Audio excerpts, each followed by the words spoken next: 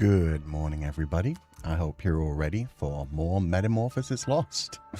It's been a long time since we did this. I'm a little bit nervous, but I hope it'll go well. Good morning, everybody. So I'm going to jump into this pretty damn quickly, and we're just going to read them, take a break between each chapter for a tiny chat, and then when we're done with all of this, I'm going to send you guys over to a chatting room where we're just going to chat and chill and relax after this. But yeah, consider this just like a story time kind of VOD. So if you want a nice stream to fall asleep to in the background, this should be pretty perfect. Otherwise, buckle up for more Metamorphosis Lost, starting with Chapter 4. Chapter 4. I used to delight in the smell of manure. I remember rolling down my window whenever I drove past a farm and inhaling as much as I could. Those deep breaths lingered in the back of my nose, a pleasant visitor which could accompany me all the way back to the city smog if I was lucky. As I lay down in the middle of Hannah's cornfield, nose inches from the earth, each lungfill clogs the back of my throat. Are you sure? Silence, lest you wish us end Hannah once more to escape. Footsteps. A branch breaks. I bite down on my hand to silence the chattering of my teeth. Manure tastes even worse than it smells. Christ almighty, couldn't even tell the sun had risen, I couldn't. That's a blessed sight if I've ever seen one. Don't take the Lord's name in vain, half-wit. The men's voices sound just as loud and blunt as their stomping feet. What? You worried about someone hearing? There's naught but animals and their shite round here. No, there's some human waste right there. See? Did they see me? I hold my breath, my heart beating so loud I can't make out their words. Each new voice feels like another boot pressing me down, but I need to know how many there are. 7, all armed and laden with gear. Move any more and they might discover you. I keep my head low, my eyes straining to make sense out of the flashes I see between the corn. An ear missing a chunk, scars that have healed poorly, pistols and rifles on each man. The witch hunters, heading right for Hannah. Hold. My hand is already pressed into the ground as I snap back at Feileacan.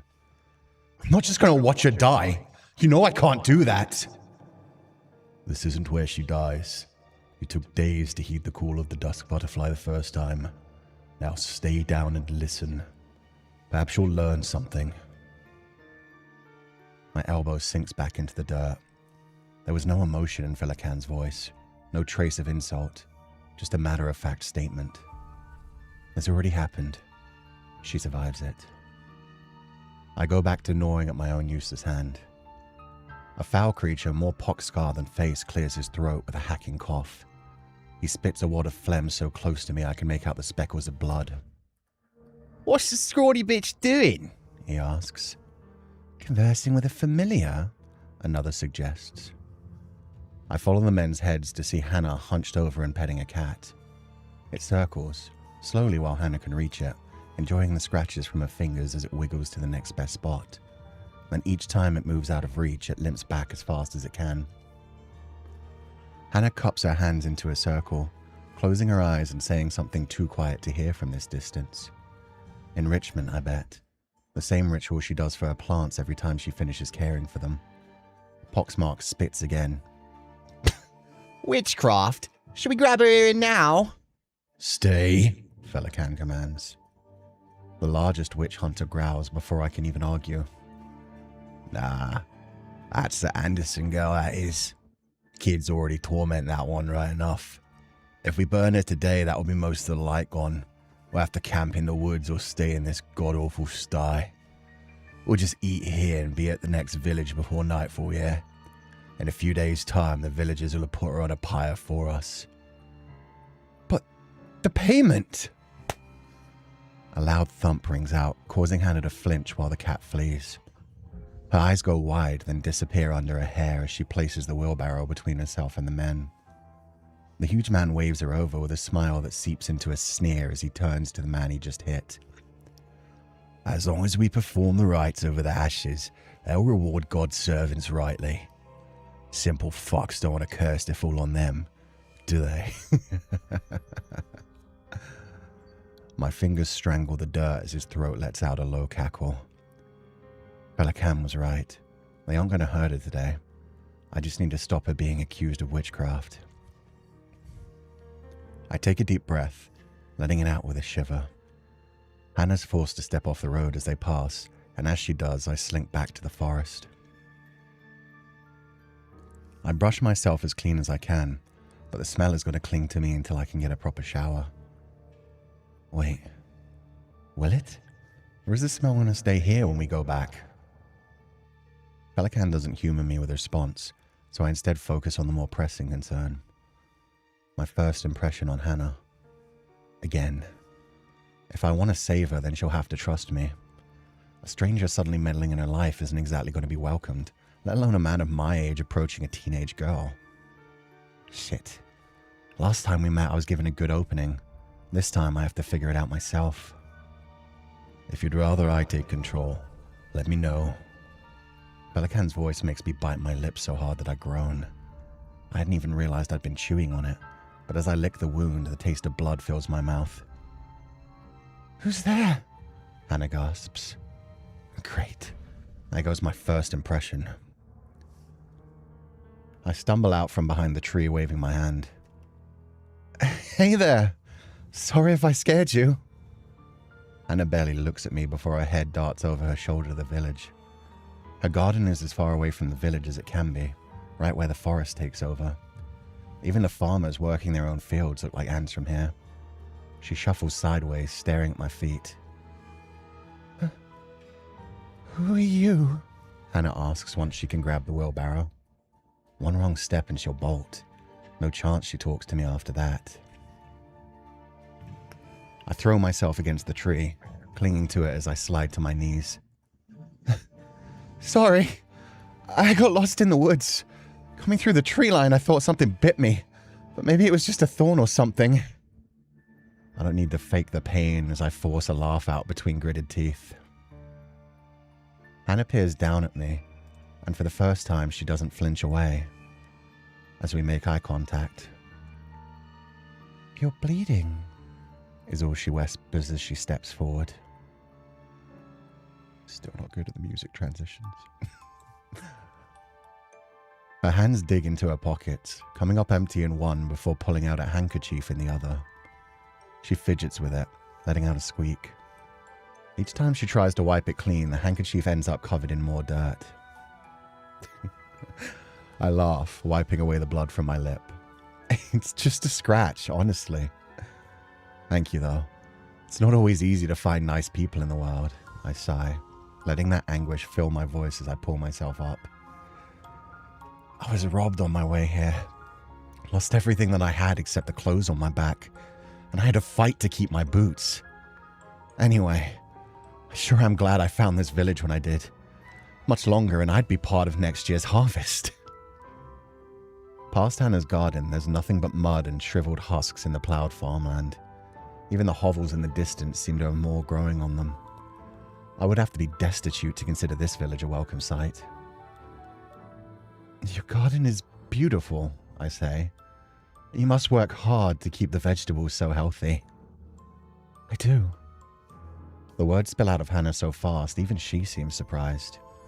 When she turns to the garden, a smile as delicate as the autumn sun rises on her lips, and her voice fills with warmth. I work really hard to make sure the plants are all healthy. Not that I don't enjoy it. It's the most fun thing for me anyway. Seeing them grow and come to life. It's my own little... And I pray. Hannah squeezes her handkerchief, her throat straining to get out every word as quick as possible. I pray several times a day so that the Lord will bless the harvest for all the village, not just mine.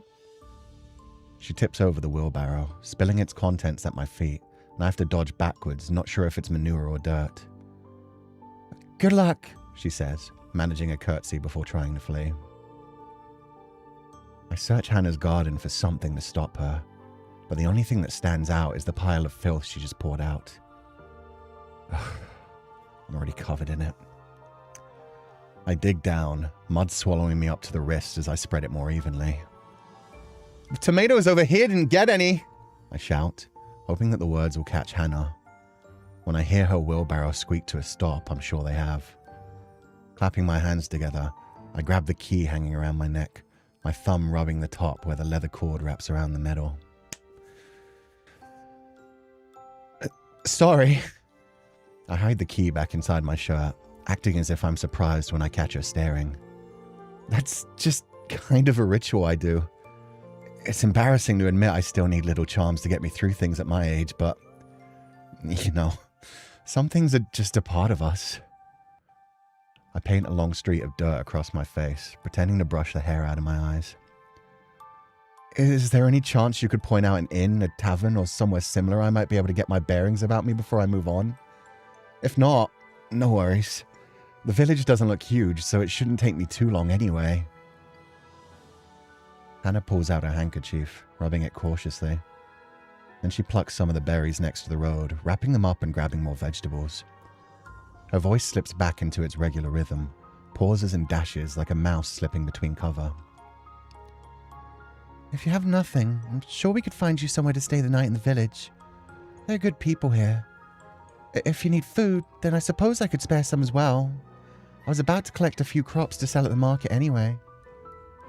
Finally, she grabs 2 large tomatoes and places everything into a wheelbarrow. She pushes the wheelbarrow slowly, glancing back at the ground to see if I'm following. I honestly don't need all that, I reply, jogging to catch up. Just point out the important buildings in town and I'll figure out the rest. It was a very kind offer, though. Would you like me to push the wheelbarrow? Hannah blows a puff of air up, lifting her hair long enough that I see her nostrils flare in defiance. I'm not a child. But thank you anyway. My name is Hannah. Hannah? That's a beautiful name. Mine's Cú. She nods, a smile flashing across her features. For the rest of our walk, all I see is Bonnet as she stares at the ground away from me. Even in daylight, the village is a dark smear over the land. Most of the buildings are unfinished shacks with beams poking out of them the way popsicle sticks do in a child's art project. Piles of stone bulge against the wood, threatening to collapse, and it's clear a few of them already have. The gaping holes have just been stuffed with thick blankets to keep the cold out. Hannah points out a few important buildings to me, finishing with the largest one at the far end. Its steeple thrusts towards the heavens, casting a shadow across the village like the hand of a ticking clock. Stained glass windows hoard the sun, offering the only glimmer of color in an otherwise brackish eyesore. That's the church. They might be able to give you a place to stay the night, but I doubt they'll be able to spare any food. Anyway, that's our village, Hannah mumbles. Would you maybe like some of these? She leans the wheelbarrow forward, causing the vegetables to clump up in a pile. No thank you, I say. You don't have to waste food on me. You've done more than enough. The wheelbarrow lowers back down with a whine. Okay. Good luck anyway. Hope you stay safe wherever you end up. Her voice trails off and she begins lugging the wheelbarrow away. As soon as she turns a corner and is out of my sight, I turn invisible and follow. Is there any point in this? I gasp, drowning the sound with a deep breath and hand on my chest. Hannah plods on as if I'm no longer there. Jesus, Feli, could you be more gentle when you speak up? I think the words this time, searching the buildings nearby for any other villagers. No one will perceive you for so long as you will it, Feileacan tells me. In what way am I not being gentle? I don't know. Just try saying my name first to warn me that you're going to speak. Very well.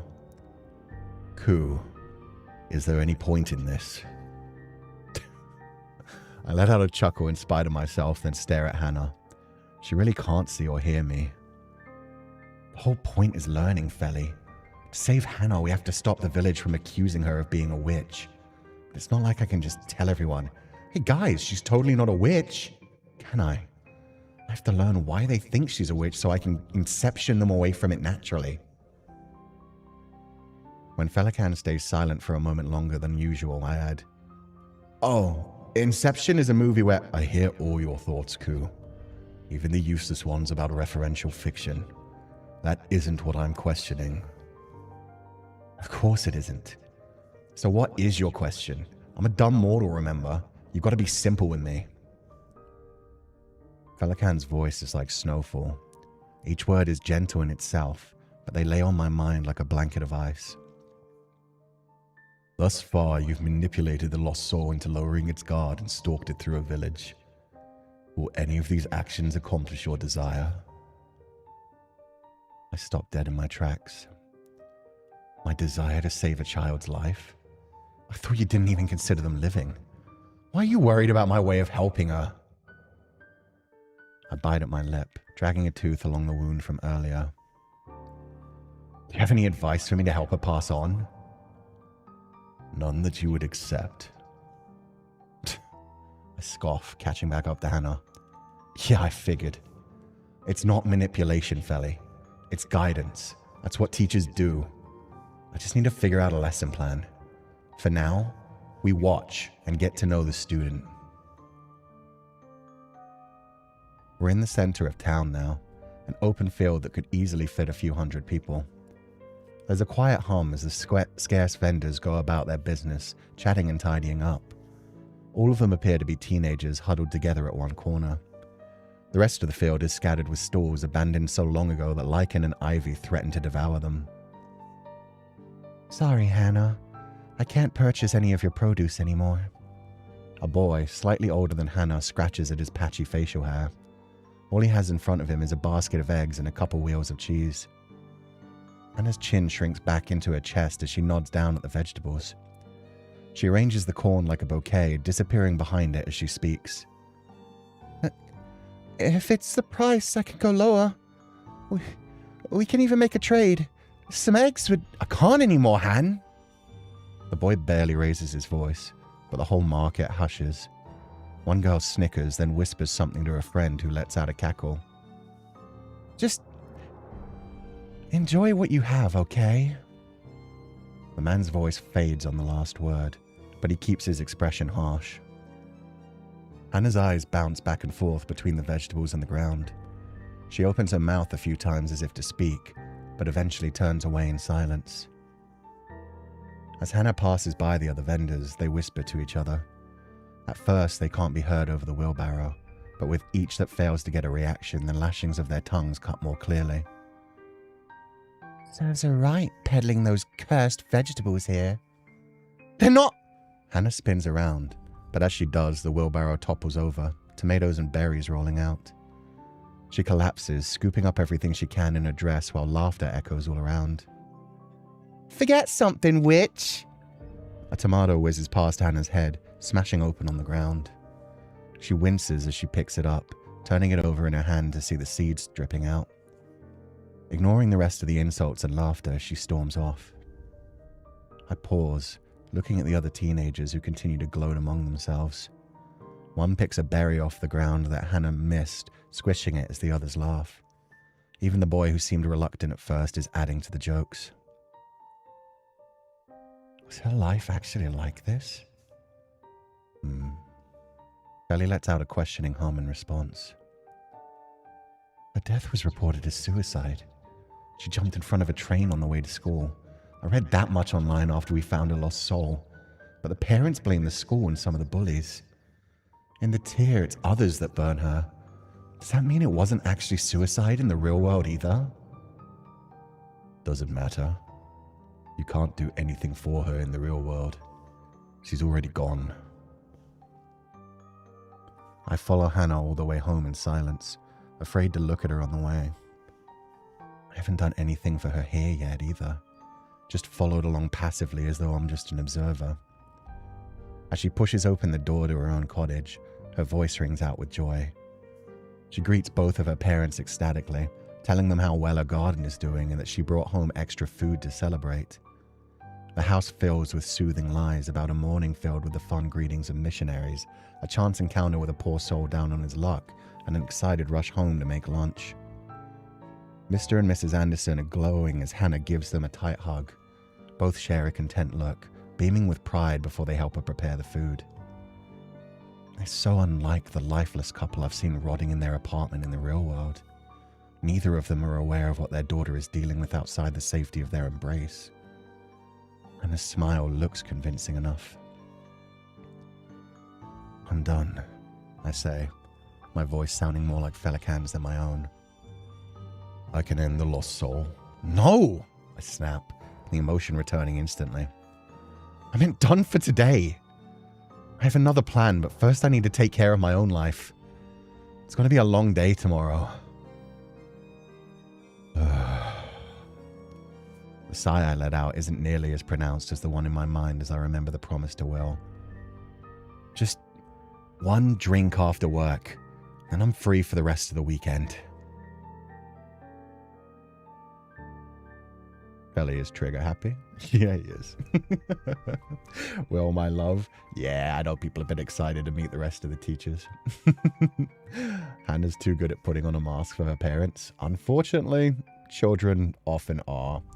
You don't realize what's actually going on until it's too late. But yeah, chapter 4 over. So yeah, we got to know Hannah just a little bit more. The ability to sound both like Cú slipping into sounding like Feli. Yeah. Because it is just a bit deeper and emotionless. Poor sweet Hannah, she doesn't deserve this. Damn straight. Wild how they know nothing. That tends to happen most of the time until like a teacher brings it to them or the child is finally confident enough to tell them or like broken enough that they finally have to admit it just to try and get some help. It sucks. As a former child can attest, oh hell yeah, my parents knew nothing about what was going on with me until I dropped out of college. Like I had a rough time all through secondary school, they had no idea, and then finally in college it just got to the point of breaking down. It was like, oh, we got a letter that says you haven't like gone to college in weeks, and it was like, yeah, about that. The parents didn't even find out, not until it was too late, unfortunately. Sadly, very often that kids don't talk about what's going on. Yeah, because they think that would make it worse. Or they talk to the wrong teacher who just doesn't want to deal with the extra stress or... yeah, all of that kind of stuff. They don't want to worry their parents at the time more than anything. But okay. On we go. Chapter 5.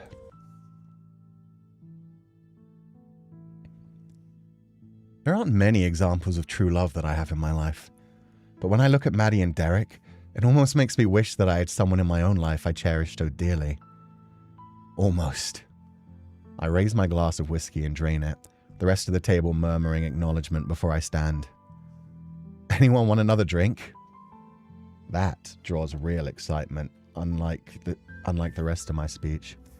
It also frees me from the small talk I'd found myself buried in for the last half hour. I take the orders with me to the bar, but as soon as I sit, an iron-tight hand clasps my shoulder. Maddie offers me a wry smile as she leans over me to the bar. Also, I should be doing this. Sorry. Spill it, kid. Wasting no time, Maddie snaps her finger and extends her arm to the air. The bartender almost drops the cocktail he's mixing, rushing over to take her order. When she's done with him, he's able to complete the last cocktail, sliding in front of an aghast woman without any garnish before he rushes to complete Maddie's demands. He notices her still watching and doubles his speed. Then her lilac gaze probes at me. Well? Well, what? Maddie twists her head to the side, a crack coming out of her neck. Even while I'm seated, she's shorter than me, but my head lowers every time her eyes return to mine. What is it that you want to talk about? You got the same look as one of the kids afraid to raise their hand. I chuckle, taking my third drink of the night from the bartender. Those are lovely earrings, ma'am, he offers. Thank you. They're from my children. Maddie plays with one, leaning it forward to catch the light.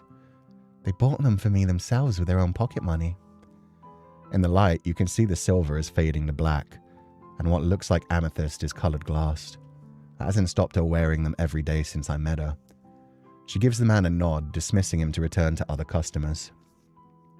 Even outside of work, she feels like a teacher. Dresses just the same too. pantsuits and blazers with shoulder pads and oversized pockets in muted tones.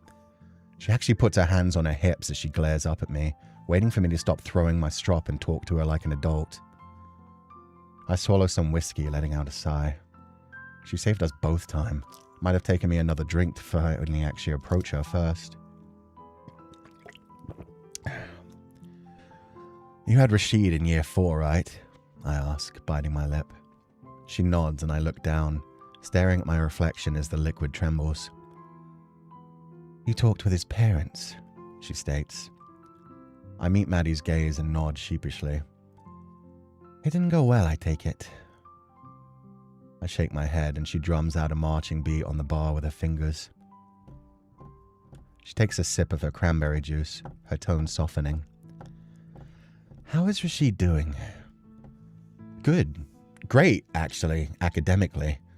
He's pretty good in class too, as long as there isn't an assembly or loud noise. Maddie nods and I take another drink. Anytime the topic of secondary school comes up, though, he either locks himself in the closet or bathroom, and it takes a long time to soothe him enough to come out. So you talked to his parents about having him assessed by the Senko, and they said no. I nod, looking down at my whiskey with distaste. I take another gulp, even though the last hasn't finished burning at the back of my throat. Almost empty already. And you do what you're trained to. Keep writing down your observations, as I'm sure you have been, and when they're ready to talk about it, you'll have all that you need to help. I don't have a TA this year. I pause, noticing the tone of my voice, and bite my lip again, wishing it had been my tongue a moment ago. Sorry. All the other kids are going nuts about their secondary schools. It isn't exactly easy to stop the topic coming up. Every time he doesn't choose the closet, I have to gamble leaving the rest of the class unattended or letting him wander around alone. I already asked the principal about locking the classroom, but that would be a fire hazard, apparently. I trail off, unable to look up because I'm sure the look Maddie is giving me is even more scathing than the one reflected in my drink. What am I supposed to do? You're just a teacher. Maddie's words make me chuckle again, but this time with no pretense of humor. Keep taking down the observation notes. That's all you can do. The rest of the school building is safe and secure for a reason. I'll talk to the principal myself and see if there's anything else we can put in place. I nod, draining the glass before I can smile at Maddie. Got it. Thanks. She gives me the same look she might give to a fallen child before lifting them up. Instead, she takes the rest of the drinks for me and heads back to the table while I wait to order another from the overworked bartender. Just a teacher. I bite open the scab on my lip, blood washing away the taste of alcohol as I wonder if I can sneak out before anyone notices. Goodbyes like these are pretty much the only authentic Irish thing about me. Changed my mind. An airy voice whisks away any thoughts of escape. Nikki takes the seat beside me, stretching her arms skyward and arching her back before crashing back down to the bar. She lets out a groan so forceful I taste the sourness of her last drink. Maddie started getting all lovey-dovey with Derek. I need something stronger than cider before I hurl. She waits expectantly until I let out an awkward laugh. Once I do, she thumps me on the shoulder, rising back to her full height as she releases a cackle that would sound obnoxious from anyone else. With the way most of the bar turns to watch her, you'd think it was a siren song. That bad? I ask. Not bad. Split a cocktail pitcher? Oh, hells yes! The bartender has already been drawn in, waiting for Nikki to speak to him. When it's me who orders the pitcher instead, he simply grunts, keeping his eyes on her as he prepares the bright blue drink. If I ever get that cringe, please put a bullet in my head. She squeals in delight when the pitcher is presented to her instead of me. Taking a long drink, she notices the bartender watching her and grins at him, lips still wrapped around the straw. When he retreats, she wiggles her eyebrows at me. Reckon I can get the next drink free? Probably, Nick. He looked like he was ready to sign a marriage license. I tease. Bath. Speaking of, never thought I'd hear you whining about true love. You're not going soft on me, are you? Nikki turns that playful smile on me, but its effects have wilted over the 2 years I've known her. I pay attention to her eyes instead. Usually they call to mind the endless expanse of the sky just before twilight, when the light is rose gold and most flattering. Why can't I read? But now it's as if the sun is already set behind them. I said almost, Nick. I pour myself a glass of the cocktail and fill my mouth with it twice, swallowing half of what I just poured. I have enough issues dealing with my own shit. Why would I bring anyone else into that mess? Damn straight!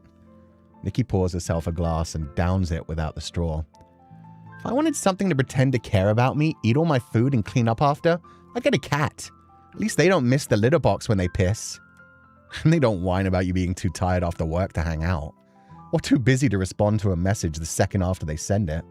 I agree, filling my glass back up even though it's only half empty. Nikki's already halfway through a second. Right? And if I want to do something, I'm not going to get permission from someone like he's my dad. I have to stop myself laughing when I notice people staring at us. My head feels like it's still shaking from the laugh.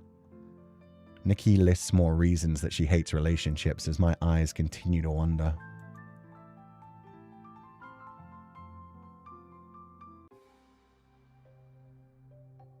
The dim purple glow of a dusk butterfly flutters into the pub as a woman pushes open the door. It catches a light, burning away to a wisp of smoke that causes everyone nearby to shiver. A man slams the door behind her, kissing his teeth loudly. Another dim light that only I can see burns ominously beyond the window, waiting for its chance to creep in. Besides, I have way more fun with friends like you, and men just complicate things. I take another sip of my drink, noticing the pitcher is almost empty by the time I return to the conversation with Nikki. Tell me about it, I say. Then I lean in close to whisper. The chase can be fun sometimes, though. You've got one hoping that I'll leave so they can shoot their shot right now. The light returns to Nikki's eyes as she raises her head, the straw still trapped between her lips. My eyes guide her to the right, and she curls her whole body on the stool, catching the man just before he escapes. His eyes don't stay away for long, moving down and up her figure to take in the side view before pretending to laugh at a joke with his friends. Dang, he's actually pretty cute. She drops the straw into her glass, teasing it with a finger. And you already ruined it by being here. No way a kid like that has the balls to make a move when I've been laughing like a fool next to you this long. I look over at the kid, confirming he's in his mid-20s. How old do you think you are? Ancient. Almost as old as you. She deflates a little with each syllable she laughs at me. Ouch, I tease, watching her eyes sink down into her drink. I mean, if you really want him to find his courage, you know how to give any man the confidence he needs. Nikki accuses me with her eyes. Not that! Jesus, Nick! Just pretend I crossed the line in some way. Act offended like the damsel he wants you to be. Every man wants to be a hero. Till it gets hard, that is. Nikki plays with a straw, her eyes wide in a way that doesn't suit the smile painted on her lips. You sure you're good playing the bad guy? Only if you sell it well. The villain is a role everyone secretly longs for. Wait a second. I suck down as much of the bright blue cocktail as I can until it burns. Okay. Do your worst. The excitement in Nikki's eyes finally matches her smile as she whacks me across the face.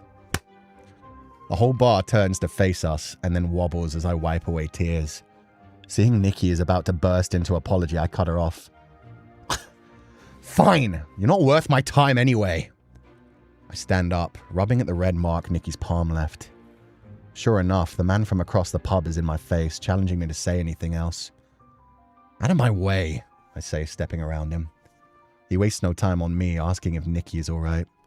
She's apologizing and admitting what we did before I'm out of earshot. That makes the bruise swelling up on my face sting even worse.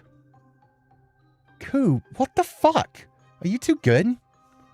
Will is on me before I can get back to the table to grab my bag. Huh? Oh, yeah. Nick just needed a wingman. I nod towards Nikki, who waves back cheerfully.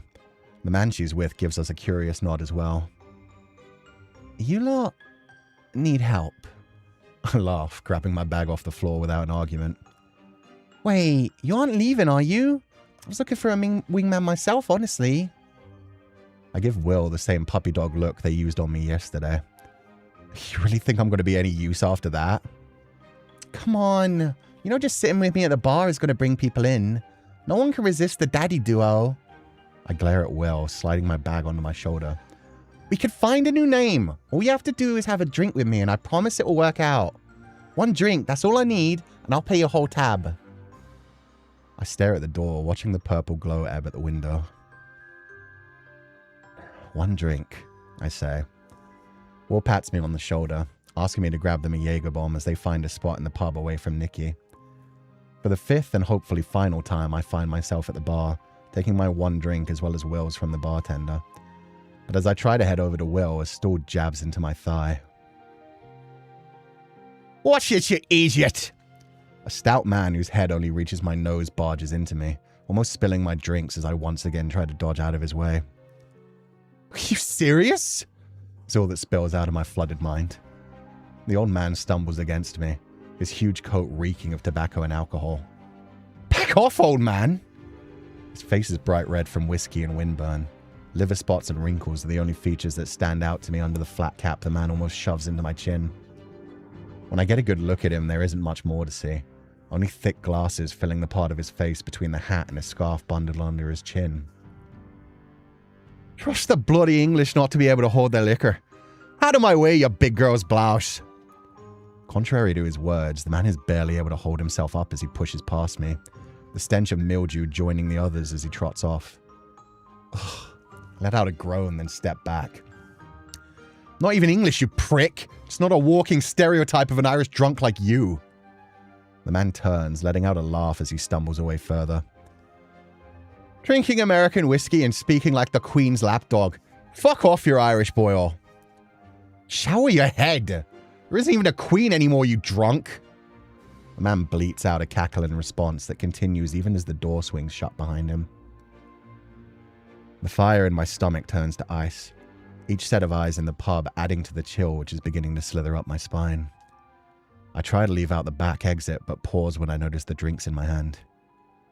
People staring at me turn away when I look at them, but I can still feel their eyes on me. Just go. I want to arrest you over a few drinks. Such an asshole. Will grabs their drink out of my hand and downs it themselves. Okay, fuck that guy. I'm getting mudslides to wash away the ick of that and whatever just happened with Maddie. Maddie? I search the bar and find Derek alone, chatting with the group he came with as he pokes a slice of cake with his spoon. She had one of her meltdowns. No idea what it was this time. Will paws at my wrist, trying to drag me to the bar. No more wingman. Let's just end the night well, please? Well. Will's puppy dog eyes plead with me. This night was all Will's idea, but instead of being angry at all of us for ruining it, they just look embarrassed. Those eyes are unfair. I down my own whiskey, forcing the grimace from the burn into a smile. Sure, I haven't got anywhere better to be anyway. They link their arms with me on the way to the bar for one more drink.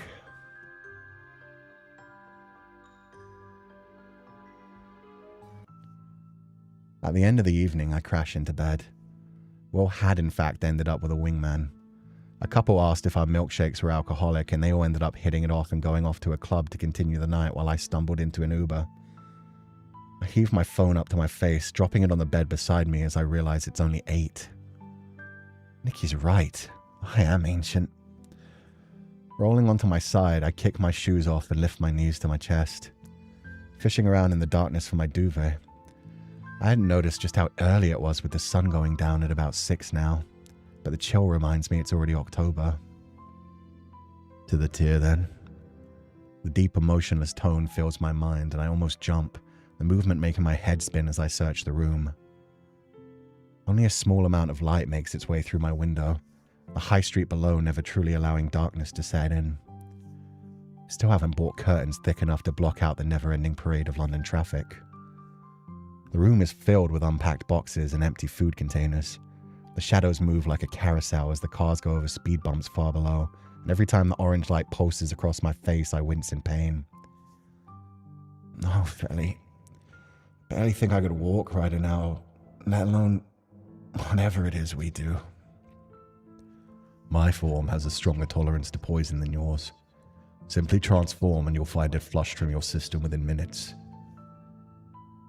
I sit up in bed, grabbing the water bottle out of my bag and chugging the contents while considering the instant hangover cure I've been blessed with. If you can't do even that much, allow me to take control while you find your slumber within.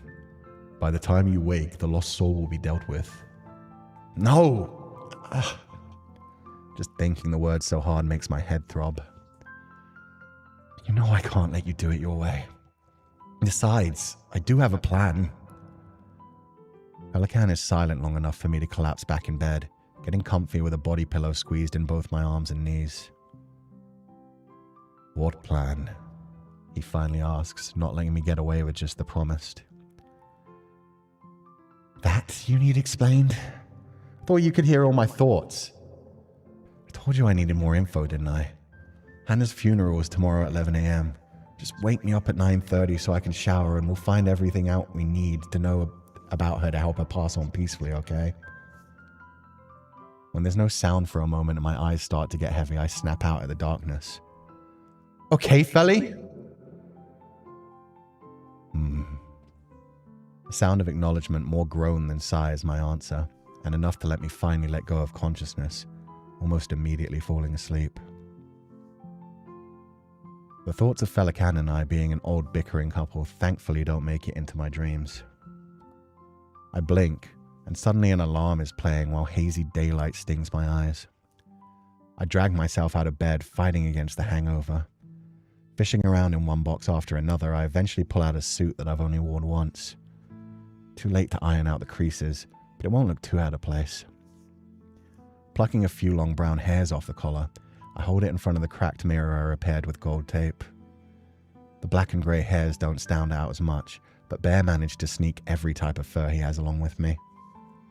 There are ties somewhere in this mess of boxes, and a belt too. The only clothes I've taken out so far are the ones I grab to leave each morning. Most of those are sitting in the washing machine waiting to be run when it's full.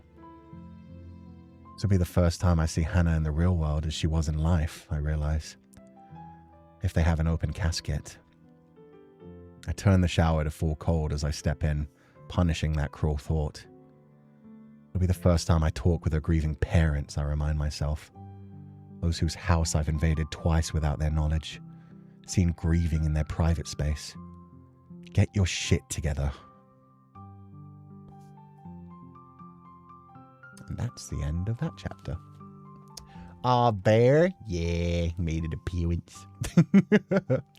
Feels like Felly is kind of actually caring. I've told you guys, he's not evil. He just wants the shit to get done. Felly, are we sure drunk tear diving is a good idea? Probably not, but I don't think he particularly wants Cú to be in charge anyway. Felly's also an alarm. That's nice. I'd use him as an alarm. I'm just saying. You have somebody living in your head rent-free, you might as well make them work somehow. Long brown. Yeah, Bear had all kinds of different colored hair. Also, before we move on, I just need to correct one thing. I don't know how I let tear sneak in spelt wrong. That's supposed to have the little farther over the I. There we go. Now it won't have it. Well, it does have a squiggly under it. There we go. Apparently I had caps lock on. Sensei story, bringing back my own years of being a teacher. I'm suffering. Yeah, I saw somebody ask while we were live reading what a Senko is. Senko is the Special Educational Needs Coordinator in UK schools. So basically, teachers are not expected to they're expected to help when it comes to special educational needs, but they're more supposed to provide the information that they have to the Senko, and then the Senko can actually pass it on and have children assessed and things, because they don't trust teachers to actually just assess things to that level, just to pass it on, get them assessed, and then do whatever the people that actually have the qualifications to help tell them to. So yeah, he's basically saying he wanted to talk to the Senko. The parents don't want the Senko to be talked to. You read female voices like male narrators on Audible read female voices. I'll take that as a compliment. Thank you very much, Phoenix. I do my best. I don't have too many different female voices, but yeah, I do what I can. Féileacán and Cú are really old squeaking couples. Yeah. To be fair, I've definitely had those days where it's like you've gone out drinking at like 6 p.m. and by 8 p.m. it feels like 11 already. You read, sorry. And thank you for donating the allowance, Phoenix Feather. The American version would be like an IEP. So yeah, I've never been trained for American teaching, so I don't know what that is. Individual Education Plan for folks with disabilities / neuro stuff. Thank you very much. That sounds like a local area coordinator here. Got you. It's not for a full local area, though. It will normally just be like one teacher who works with the school. They don't do like multiple areas. Every school will have like one. Always astounded by how much your stories captivate me, Sensei. I'm so glad I get to experience them. I'm glad people have finally met the teachers now. You guys had met well before, but now you finally get a general idea of like what Maddie and Brain, come on now, Nikki are like. So yeah, they had fun introductions. And I forgot to have the actual like real life background throughout that entire thing. God damn it. My other theory is Cú has lost someone before leaving him aimless before Feli, hence the warn just once. Ah, interesting idea. Valley Girl Whale is something I find cute. It's not actually Valley Girl. It's a specific type of London accent. I think it's like... It's like... It's a specific area of South London. Just next to Catford. But yeah. It's a good introduction to the dynamic between the teachers too. Yeah. I like these chapters. These 3 chapters I quite enjoy. This next one. Probably not as much. Posh or something? Not quite posh. I guess it would be like equivalent to Valley Girl, but yeah, it is just like a bit more of a, it's just a different version of the accent. London has like 12 accents just within like the tiny London area. It's kind of crazy. Will's got all the cake? Yeah, they damn well do. Okay, we'll move on and finish this off. I can't believe it's almost been an hour already. That's crazy. Okay, prepare for the fun one. You guys have seen the image that's coming up. Chapter 6. The mud lets out an offensive squelch, causing the priest to pause his sermon as everyone stares at me. The sound of my trainer ripping free from the mud is even louder as I struggle to keep it on. I couldn't find formal shoes or any kind of tie, and now that the trainers are dyed brown, they look even worse. Bowing my head in apology, I hide at the back of the grove so the sermon can continue. I was only 5 minutes late, but I waited another 10 expecting someone else to show up so that I could sneak in. Teenagers are never on time, so I thought I'd be fine. But looking around the grove, it seems no one Hannah's age has shown up at all. With each gust of wind, rain is shed from the trees above, spilling onto the coffin and running down into the earth. At the center of the coffin, there's a large picture of an even younger Hannah, trying to cover her face with a hand as she bursts out laughing. The smaller photos around it look more like the girl I knew from the tier. Head down, eyes facing away, hands either stuffed into pockets or grabbing onto her clothes. There's only one other photo where you can almost say she's smiling. She's doing her best to lift the corners of her mouth as her eyebrows squeeze together to force the action. From the smudged blue backdrop and her uniform, I can tell it's a photo day at school. I hated those too. As the service presses on, my intrusion becomes even more obvious. Everyone takes a turn saying something about Hannah and what she meant to them. Taken too soon, too innocent for the world, so full of life. Clichés that don't say anything about the person she was or how to help her pass on. I get out my phone, glancing at her Twitter page for what feels like the 100th time. Nothing but photos of food and fanfiction retweets, but even those paint more of a picture than the people here. Then there are the replies. A chorus of creative insults and threats from fresh accounts, no matter what the initial post is. My phone shrieks as I accidentally click a video, and by the time I've silenced it, I'm too afraid to look up at whoever's clearing their throat in my direction. Hannah's mother glides forward, wearing a dress that drags along the ground. I hold my breath, listening to the hushed rustle of the leaves clinging to its hem. She looks out over the group, eyes meeting each of the family friends who are here for support in her moment of grief. Should I look down? Nod with a caring smile? What do people do at funerals, let alone strangers? Not be louder than the grieving parents, and I've already failed at that. My heart stops as her eyes find me, but she glances right through me without any notice. All in black with pale makeup applied as thick as plaster, she holds herself together like one of the statues crumbling over nearby graves. "Thank you all for coming," she whispers, reading from a sheet of paper. "Hannah was so blessed to have so much love in her life." Mrs. Anderson pauses to look out at her own friends as the wind swells over her voice. "Hannah was so blessed to have so much love in her life," she repeats slower. "And seeing all the friends and family that her life touched." The silence stretches on long enough to become loud. A ball being kicked echoes through the trees, along with children laughing somewhere in the distance. Mrs. Anderson looks out beyond all of us who gathered for Hannah. She drops the torn eulogy which scatters among the fallen leaves. As she repeats the words once more, each rattles out weaker than the last, threatening to be drowned by the fading wind and drying rain. As the children laugh again in the distance, Mrs. Anderson begins to sob. Her husband rushes over, wrapping his arms around her and guiding her back to the group with a quick kiss. I let out the breath I've been holding and swallow more air. "Do you still wish to meddle in the affairs of mortals?" Féileacan's voice smothers her sobbing. He's right. I can leave while they're all focused on her and go to the tier. I shouldn't even be here. I take a step back, but before I can disappear, Mr. Anderson steps forward and I freeze. Mr. Anderson takes his place in front of his daughter's coffin, giving it a pat as he slides his fingers along its length.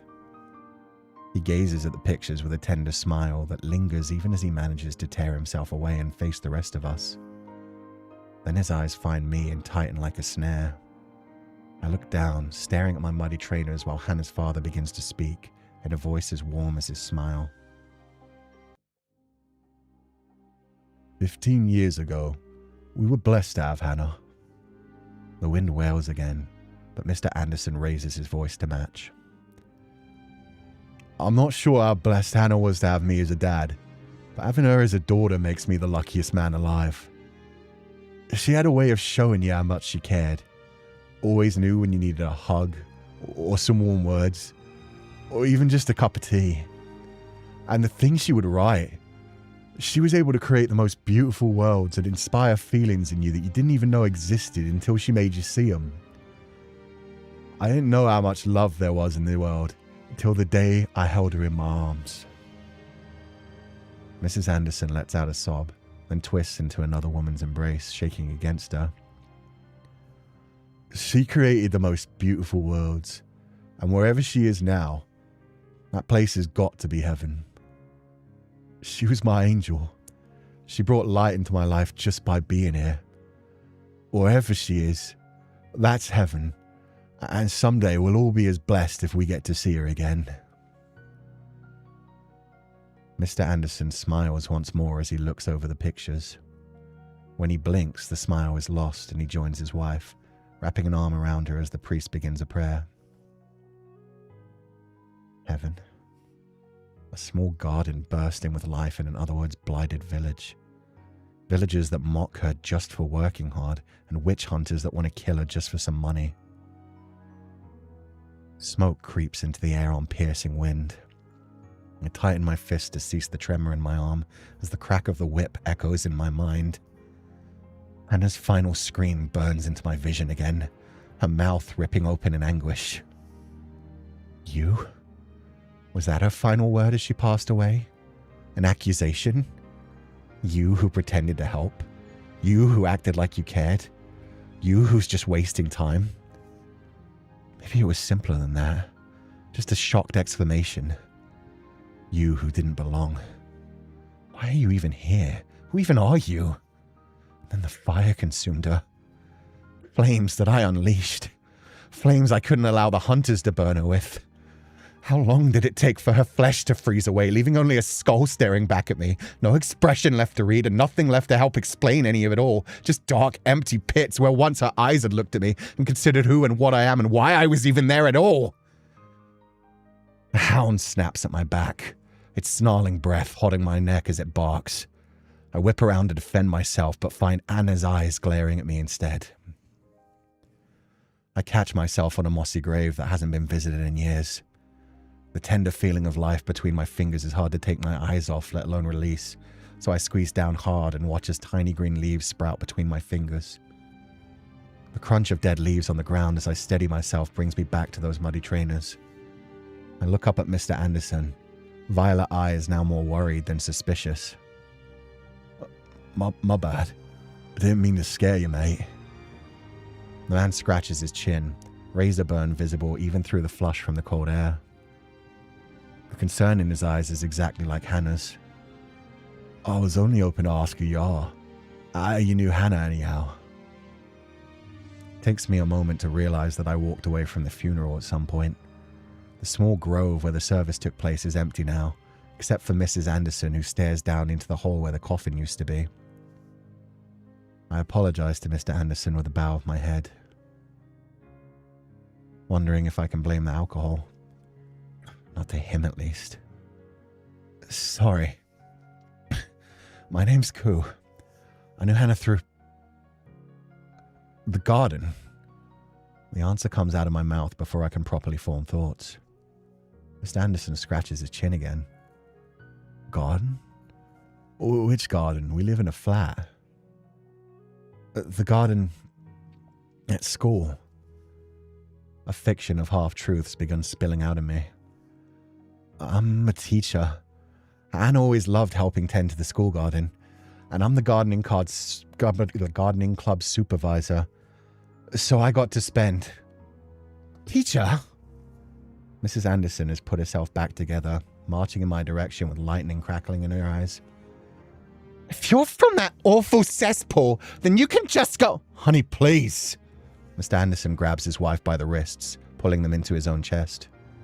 He manages to pry her away just before she can jam a finger into my face. No. No! Don't you let them get away with this again! They're harassing us offline now, too! And it didn't even like gardening! Mrs. Anderson tries to wrestle herself away from her husband, but can only turn her body in my direction as he holds her back. She pulls against him hard, stabbing her shoulders at me. Haven't you taken enough from us already? Now what? You think acting like you care now will do any good? If you'd actually given a shit about our... Kerry! The storm in Mrs. Anderson's eyes is quenched by tears that roll down her cheeks as she faces her husband. She leans forward, achingly slow as if she's about to topple over while Mr. Anderson opens his arms, trying to embrace her. Then her fists slam into his chest and she finally breaks free from his grip. She shoots one more glare my way before she turns it back on her husband. She opens her mouth, but instead of words, a choked cry comes out as she wipes tears back into her eyes. I'm calling the lawyer. They can't silence us! With that, she storms off along the path that weaves between cemetery plots, gliding over graves that I would need to walk around. I'm almost past a clump of trees that would let me disappear when Mr. Anderson calls my name. He hasn't moved from his spot, hoping to catch me with a yell. Did she have any... Did Hannah have a good time gardening? I face the man, trying to find the right words to give him something. Anything he might be able to take away from this that isn't just a series of cliches. Enrichment. What? I'm almost as confused as Hannah's father, but as he marches over to me, the words keep coming. Every time she finished feeding the plants, spreading fertilizer, even just wrapping up, she'd make a circle with her hands like this. And then she'd say the word enrichment as if it was some kind of spell. She cared about the plants more than most people care about other humans. Animals too. and even bugs. She wouldn't join the club, but she helped out when no one else was around. One time I caught her trying to save a butterfly in a spider's web. She was acting strong, but I could tell how much she cared, even though she pretended it didn't bother her at all. She was so quiet and gentle, but strong in ways that would surprise you. My hands shake so bad I have to grab my wrist to steady it. Did she puff up her cheeks and flare her nostrils? Mr. Anderson seems larger when I look at him. He has his hands on his hips and his head raised high with a silly look on his face. Something about it seems familiar. What? I ask. She always used to puff up her cheeks and flare her nostrils when she said it. I'm not a child. He lets out a laugh, wiping away a single tear that spills down his cheek. I can't believe she was still doing the enrichment thing. That was a spell she made up in one of her stories. I'm glad there was one teacher she was able to be herself around. He laughs again, wiping at the other cheek. I nod at him, and he continues to laugh as he walks away, wiping his face harder as he thinks about his child that never got to become an adult. I find my way out of the cemetery alone, this time appreciating the thick foliage that springs up everywhere between the groups of graves. I don't need to become imperceptible to disappear here. The few people I pass on the way out are all busy with their own grief. Life, or the living, aren't their focus. The Hannah I know would have loved it here. You didn't know Hannah, my own voice reminds me. The lost soul then. Hannah's lost soul. She would have loved it here, if she was able to see it. Not a single school friend showed up. Craze pulls me out of my silent conversation, and I decide to become imperceptible. Let your breath out until nothing remains.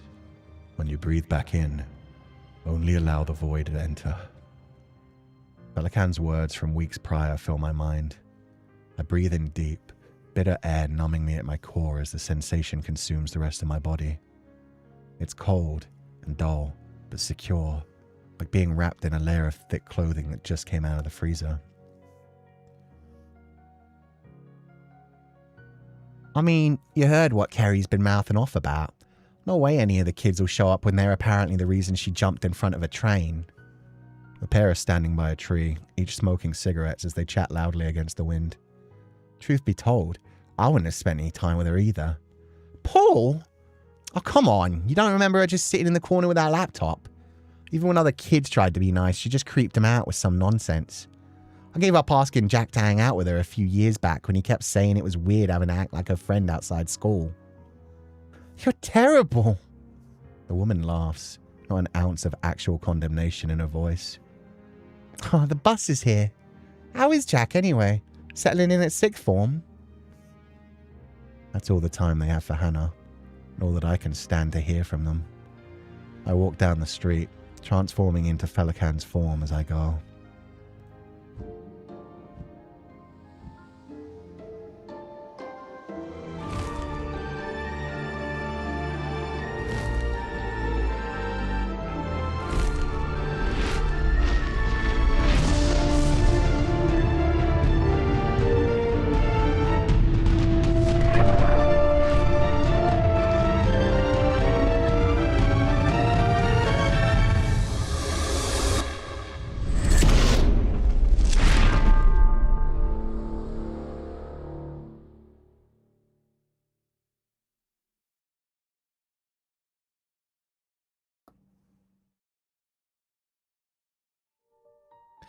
That's all the time they have for Hannah, and all that I can stand to hear from them. I walk down the street, transforming into Féileacan's form as I go. It only takes me a few steps to feel the difference. My body becomes lighter, and I pick up the pace as the hangover bleeds out of me. Praise Doggy for that one, at least. Féileacan doesn't dignify that with a response. I already feel shitty enough about trying to make a joke at all. The cemetery isn't far from the Andersons' apartment, but by the time I get to it, I realize an issue. How do I get in when they're still away from home? They have a balcony. So? barely feel it as my hand moves. Feileacan swings the whip in an arc, the tip wrapping around a rail several floors up. My stomach lurches, and by the time I react to the world blurring around me, we're landing on the balcony, the whip returning to Feli's hip. As fast as he took control, he relinquishes it to me. It feels heavy, like stepping out of a pool after doing laps for hours. Why don't you teach me to do cool stuff like that? I ask, stretching out my tight muscles. You failed to even unleash the chain of the binding barbs. How could I teach you to make use of it? Fair. Will you someday? He doesn't answer. The balcony door screeches open, and I'm once more in the Andersons' living room. It's the first time I've been here in the daylight, but it's hardly any different. Slow, monotonous dripping echoes out of the bathroom. As I flip a light switch, the living room twitches with flickering light. The bulb is threatening to pop, with a buzz that makes the inside of my ear itch. The curtains are drawn tight enough to seal away the daylight, and it's clear the windows haven't been opened in a long while since the stench of unwashed bodies and old food hang thick in the air. I make my way to Hannah's room, finding her lost soul hunched over her desk in the same way it has been since I first came here.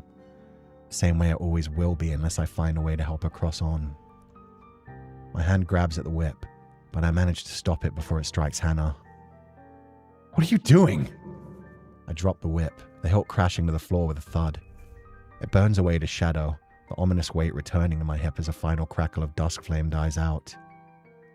Returning to the tear, Feli responds calmly while I have to remind myself to breathe again.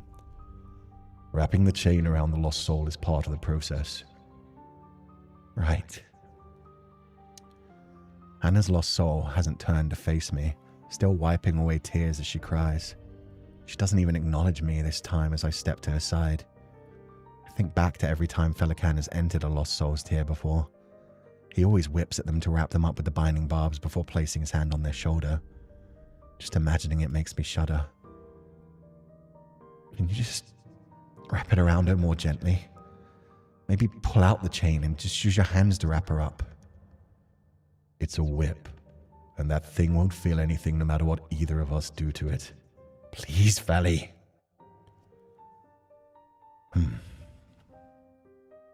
A sigh of acknowledgement rings out in my mind, short and simple. I can feel him trying to grab at the whip, but I hold still, noticing something through Hannah's ghostly form. Give me a minute. The usually cold sensation I feel in my stomach burns hot, but I ignore it, stepping around Hannah and grabbing the laptop on her desk. Shadows claw at me. I jump back as the hands maul my arm and the laptop, but pass through both. Crashing into the wall, I look back at the lost soul. It cries over the desk, face buried in its hands as though it never moved. The cold feeling in my stomach returns, shivering out through my whole body in a gasp, which I watch float up in front of me as pale vapor. What are you doing? The voice hardly surprises me this time. I stumble to the living room with the laptop, opening it once I'm away from Hannah. I'm going to spend all the time on this thing according to the man at her funeral. If that's the case, it might know more about her than any living person will be able to tell us. More than her parents know, truth be told. People would be shocked enough at the selfies on my phone to start a scandal, let alone the Google search history or notes app. And I think... Did you see what happened when I tried to take it? Féileacan keeps silent, so I continue. It was like she was fighting me for it, right? It didn't feel like she was fighting me, though. There was no hate, no anger. That would have felt hot, painful. It was more like she wanted the laptop itself. It was cold, but not bitterly, just... I don't know. Feli, what was that? Lost souls are not conscious beings. Either relieve it of its burden, or allow me to. Seriously? I scoff, flipping open the laptop. If you won't help me, I'll find my own answers. And that is unfortunately where the chapter ends. So we will be waiting for chapter 7 for another 2 weeks or so. Does Feli know what a laptop is? Yeah, he knows about modern day stuff. He knows about this world. The scream, Sensei, why? I gotta leave you guys hanging on, but don't worry. It will be a short time until the next read through. It won't be super long. But I hope you guys enjoyed this one. Oh my god. It's like she doesn't want to let go of her stories. Ooh. Sensei, not the Cliffy again. I mean, there's a cliffhanger technically for every single chapter. It's just, yeah, this one's more painful because we're taking an actual short break. But yeah, it should only be about 2 weeks this time. We'll be back pretty soon. It was great, thank you, but we want more. I'm glad to know. What are Hannah's favorite tags to write? Maybe we'll find out next week. Who says she writes fan fiction? More, I want to know what fandom she's in. True, me too. With that said, I'm going to end this stream quickly so it does have like a nice short watch time for anybody who does want to like watch these later. I am going to raid you guys into the waiting room where I will be live very, very shortly just to chat with you guys. And yeah, we'll be able to talk this out. I'll be able to properly like have the comments on screen and grab them. But yeah, hope you guys enjoyed it. I did my best on the writing for this one. It was probably the best my writing's going to be because I can't take this long to do every 3 chapters from now on. So this was really like the best example of my writing if I have like all the time in the world to work on things. And hopefully I'll be able to like get the whole novel to this level someday. But from now on, you're going to be getting like first drafts as we go through. But yeah, I'll upload the chapters after we finish our just chatting stream today. But yeah, I'll send you guys over to the other waiting room. Thank you guys so much for being here. I hope you have a lovely evening. I'm just going to like, no outro. I'm just going to let the outro screen sit for about 30 seconds and then end stream. So enjoy the end of the investigation theme, I guess. I will play it with a proper ending for you guys. Thank you guys so much for being here. As always, burn bright, my pupils, and I will catch you guys next time. Bye-bye.